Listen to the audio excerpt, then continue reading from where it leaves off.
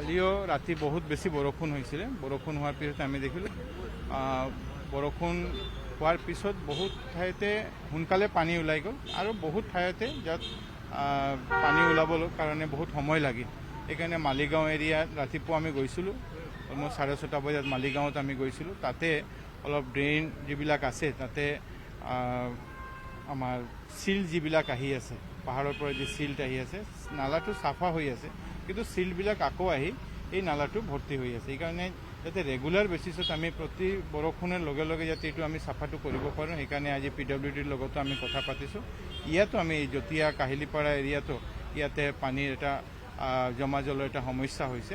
সেইকাৰণে আজি GMDA, GMC আমাৰ মেয়ৰ ডাঙৰীয়াকো লৈ PWD অফিচিয়েলক লৈ আমি একবাৰ গোটেইটো পৰিদৰ্শন কৰি যাতে ৰেগুলাৰ বেচিছত এইটো চাফাটো আমি কৰিব পাৰোঁ, যাতে ৰাইজৰ অসুবিধা নহয়। সেইকাৰণে আমি চেষ্টা কৰিছোঁ। ৰাইজে যথেষ্ট সহযোগিতা কৰিছে, কিন্তু আমিও যাতে আমাৰ ফালৰ পৰা যাতে আৰু বেছি কাম কৰিব পাৰোঁ সেইটো সময়ত আচলতে চাফ চিকুণ নকৰে, কিন্তু বিভিন্ন ঠাইত সময়ত কৰে, বহু অংশত সময়ত নকৰে, তেনেধৰণৰ সাধাৰণ ৰাইজৰ অভিযোগ থাকে। এইটো দিশ কেনেকৈ চাইছে? আছে, বহুতখিনি নালা আছে যিবিলাকত চাফা হোৱা নাছিলে, কিন্তু বা চাফা হ'লেও এইটো পৰ্যাপ্ত হোৱা নাছিলে।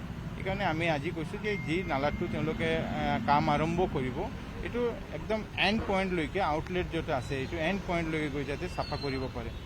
আৰু এটা ইয়াতে সমস্যা যে চিল্ট পানী হোৱাৰ লগে লগে চিল্টটো আহি যায়। সেইকাৰণে চিল্টটো আহাৰ লগে চাফা কৰাৰ পিছত আকৌ নালাটো ভৰি যায়। সেইকাৰণে এইটো যাতে আমি অলপ ফাষ্ট কৰিব পাৰোঁ, সেইকাৰণে GMCৰ নালা হওক বা আমাৰ PWDৰ নালা হওক, সেইকাৰণে যাতে আৰু ফাষ্ট কৰিব পাৰে, সেইকাৰণে আমি ব্যৱস্থা কৰোঁ। আৰু এটা তেওঁলোকে নলাসমূহ চফা কৰাৰ পিছত যিসমূহ বোকা মাটি থাকে বা লেতেৰা জাবৰ থাকে পথৰ কাষতে থয়, সেই বহু দিনলৈ নুঠায়, তাৰপিছত আকৌ সেইখিনি বাগৰি আজিও আমি ইয়াতে কথা পাতিছোঁ, যিটো উঠাব এইটো লগে লগে ইয়াৰ পৰা লৈ যায়, যাতে এইটোৰ কাৰণে ৰাইজৰো অসুবিধা নাই আৰু আকৌ বৰষুণ দিলে এইটো তাতে সোমাই যায়। সেইকাৰণে এইটো যাতে নহয়, আজি মই কৈছোঁ আমি কালি ৰাতিপুৱা আকৌ ইয়ালৈ আহিম, আকৌ মালিগাঁৱলৈ আহিম, যাতে এই যে কামবিলাক আমি আজি দি গৈছোঁ এই কামবিলাক যাতে ভালকৈ হয়।